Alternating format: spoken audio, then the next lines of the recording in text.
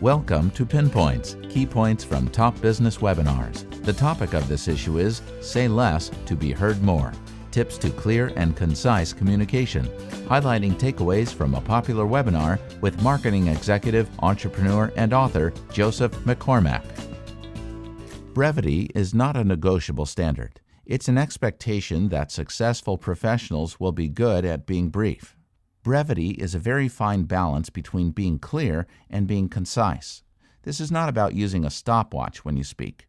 Brevity is also not about cramming in more information or speaking faster. Brevity is about being clear, concise, and compelling.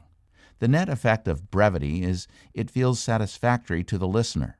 It feels like there's quality of expression instead of quantity of expression. Think of the act of going to speak to someone in his or her office. The person is sitting at his or her desk, and you knock at the door. You come in and are clear, concise, and to the point. This person is interrupted and inattentive, but he or she remembers the conversation with you as easy. To be brief, you need to master the 5 brief absolutes. The first brief absolute is to take time to prepare. This may seem obvious, but people miss this all the time. For example, if people are about to enter a brief meeting, they assume they don't have to do anything to prepare. When putting together a presentation, you have to want it to be meaningful. You need to take more time to think about what your audience needs, what you want them to get out of it, and what are your own thoughts about the presentation. The second brief absolute is to have a headline. Think like a journalist. In journalism, headlines are what pull you in. When you come in the door for a meeting, think of a headline. Examples of headlines would include, "This project is ahead of schedule," or "We're going to have a cash problem in the third quarter." The first thing you should deliver is the headline. If listeners are inattentive or have too much on their minds, they might get interrupted. If you don't give them a headline until the end, you might lose them in the middle. The stronger the headline in the beginning, the more likely you are going to hold their attention for 5, 10, or 15 minutes.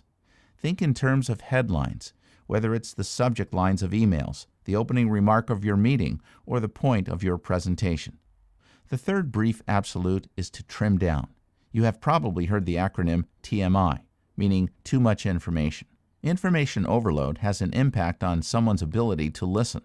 When you're giving information to people, there's a level of detail that is needed for the amount of time that you're going to be communicating. There are 3 levels to information. Level 1 is the absolute essential detail. Level 2 is adding a bit more color to your story. Level 3 is when you provide all the necessary details. You need to work on creating the right level of information for this conversation. It's not easy to do, but trimming excess detail is an absolute essential to being brief. The fourth brief absolute is active listening. Active listening has become an essential part of brevity for the simple reason that if you don't listen, you won't know what matters to your audience. If you don't listen, you're talking. If you don't listen, it really isn't a conversation. It's a monologue.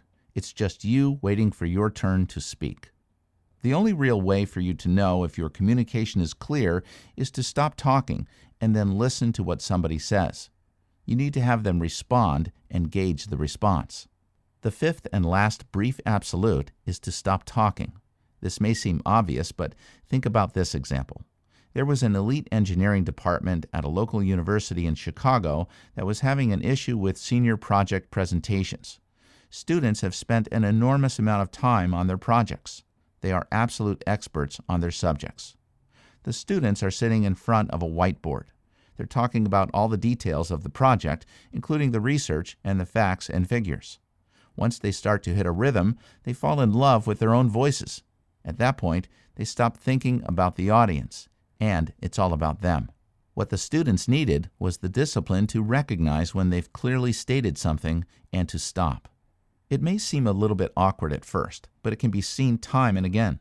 When people over-explain something or give too much detail, they talk their way into it. Then they talk their way out of a conversation. Why is brevity important? The world we live in is geared in information. Brevity is an essential skill for professionals to be able to get to the point. Joseph McCormack is a marketing executive, entrepreneur, and author. He is the founder and president of the Sheffield Company. The featured webinar was produced by SoundView Live.